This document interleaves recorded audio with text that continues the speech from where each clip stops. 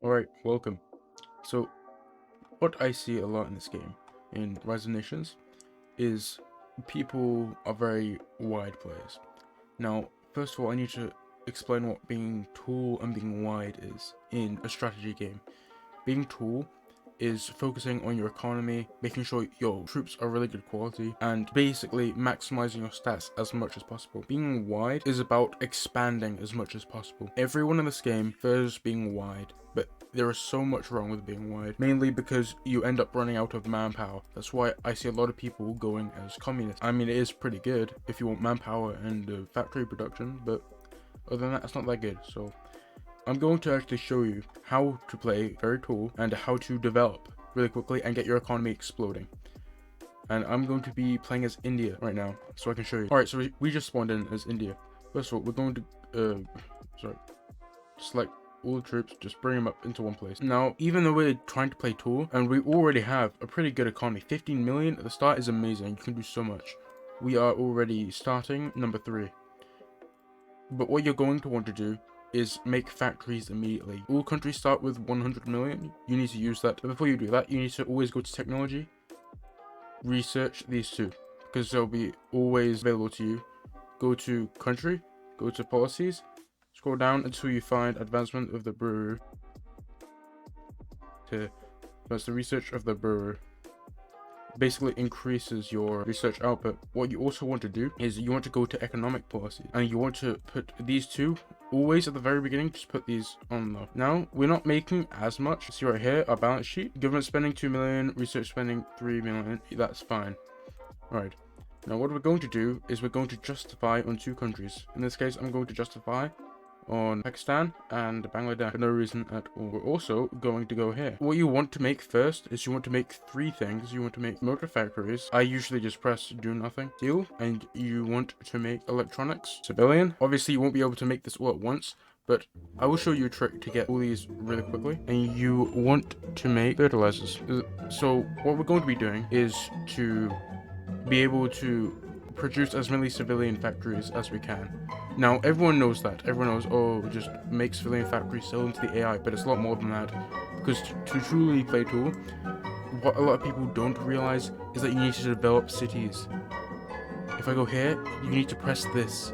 And nobody does this. I actually learned this trick from a Japanese player. They didn't expand at all in their game, and they ended up being #1 world ranking. It was stupid. They went from like here all the way, like it should be like up here. It was really, really powerful. And this is how you do it. This is how you play Tool. A reasonable amount of expansion and a good amount of developing. All you need to do is go here, hold control, select over, and press develop. Now, obviously, we can't do that, and we're going to spend most of our money on this, but it is worth it. Now, here's the first drawback. You will definitely not have all the resources. Honestly, I just refuse this. You usually will not have all of the supplies. The only time where you will is if you're playing Russia or for some reason playing Kazakhstan. I don't know why you'd play Kazakhstan. Right, so on the right, it sees what you need. All these, you need steel, titanium, motor parts, and phosphate. We'll get to that later. So we've got economic resources and trade. And what I don't like about this is it doesn't actually tell you how much you're losing. It tells you how much you're losing in your stockpile, but not actually how much you're losing. I usually just put in 2, but that might be too much. So if you actually know the right amount, then please tell me in the comments. But not just that, if you put 2 and it's too much, it's fine anyway, because you can build up your national stockpile. Bear in mind, there will probably be players on these countries and they might reject you. If that's the case, go for Kazakhstan. If that's the case, or if they get invaded, then just go for any other country. You might have to make multiple deals to get what you need. The reason we actually need tungsten is because that is what is used to make motor parts, I believe. So titanium, let's just make it 4 units, so we're probably just gonna go with 0.5 titanium. Actually, I think we only need like 0.3. Titanium is filled. Now phosphate isn't that hard. Usually you just need like Egypt, Kazakhstan, or Tunisia. I usually just trade with Egypt because it's a player on them. So phosphate, probably just go with 0.5 again. I did not make a fertilizer factory. In the meantime, what you're going to be doing is you're going to be attacking countries, probably around 2 or 3. Not because of the land, even though the land is valuable, but mainly because of their money. Because you need that money to fund your build-up, basically. So, right now, we're just going to bring our men over here. What we're also going to do is we're going to go we're going to talk about military right now. So military is really simple. We're going to make 3 groups, one for army, one for air, and one for navy. So we're just going to call it A, B, and C. All we're going to do. Now we're going to go to military leaders. The one you should always prioritize is army. And you need to, the defense is 24%. That's alright, but not really what we need. Movement 3%, attack 21%. That's a lot better. So I would select him, make him go on A. Now there are no armies on A. So what we're going to do is we're going to click here and assign group A. What you can also do is when you make units assigned to group here, you can automatically just make them go to A. What a lot of people do is they just click here and they press form line. That just makes a bunch of divisions, so you can auto capture really easy. That is not very good, mainly because the enemy army is going to pick off your divisions, especially in multiplayer. I see a lot of people like the United States. They get huge armies, like 1 million. They just bring it. They like drop it in France or something, and they just do that and auto capture. Don't do that. Look for their armies first.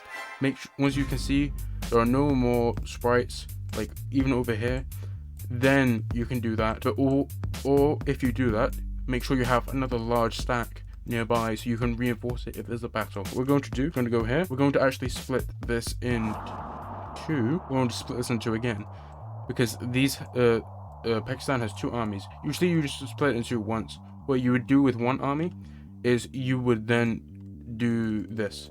Right? Now, all these guys are going to go over here. So what I would do is I'd bring one big army down here.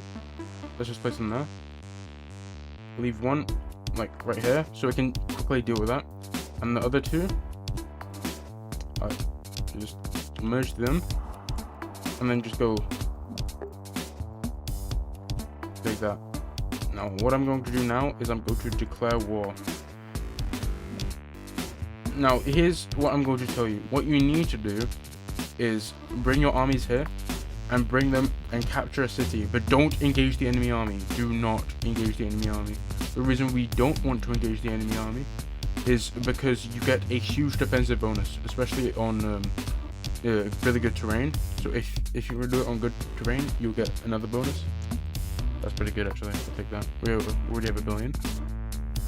So yeah, they're gonna attack us. We're gonna win that easily. A lot easier if we had just gone that. Now what we're gonna do is auto capture Pakistan with these guys. These guys are going to come and focus on this one. Now because we know for certain there is no more armies up here, we're actually going to go like this.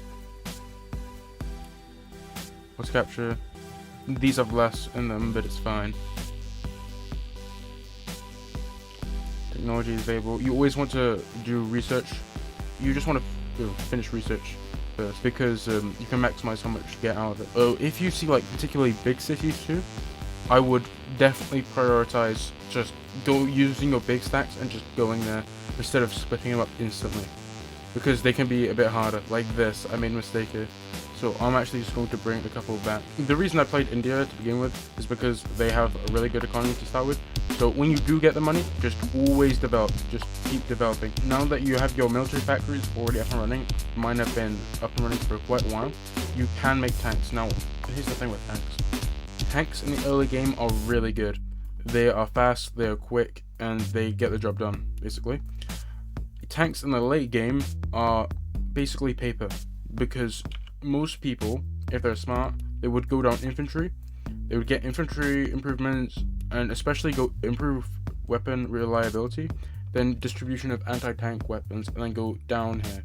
This basically just makes tanks paper, so you should prioritize infantry first rather than tanks. But it is good to have tanks. They make invasions quicker in the early game. Alright, now Pakistan has collapsed. What you want to do is you want to press annex city, seize all treasury, seize state resources. You want to increase this to maximum, and then send demands. So we would get a lot of money from that. Like maybe say 100 million if it was a small country. Even though I was really slow because I'm not in a rush, it's a private server.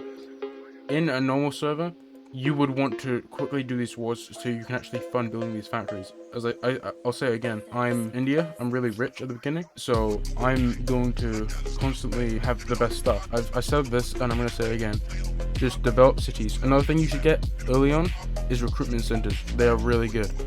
They just increase manpower, but they go to come in handy. You need to build a lot of these buildings, especially civilian factories. Build a lot of civilian factories because they help with stability, they help with resources, and you can also sell them to other countries that will buy them. Right, now that we have pretty much a really good economy, now let's try going to moderate levels.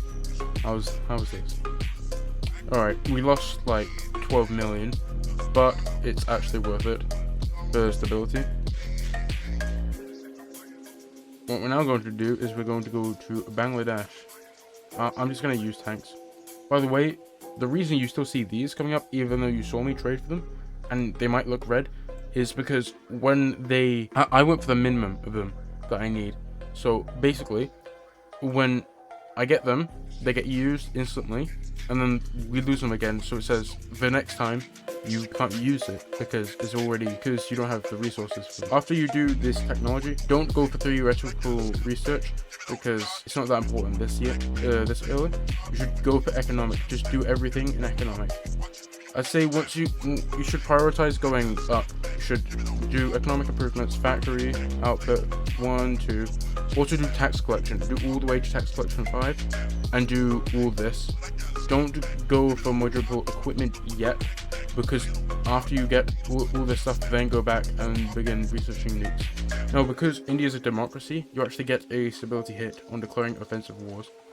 But that doesn't actually matter. Just don't go, I'd say, under 41% stability. I want to show you something in the peace deal that you can do. So you don't actually need to fully invade a country to take its stuff. What you can do is you can go here, annex cities, select cities. And if you hold control, you can select the entire country. Now, obviously, they aren't going to accept this because they still think they have a fighting chance. Even if they had no men, they wouldn't accept this. You need to occupy like 95% of their cities in order for them to accept this or something like that.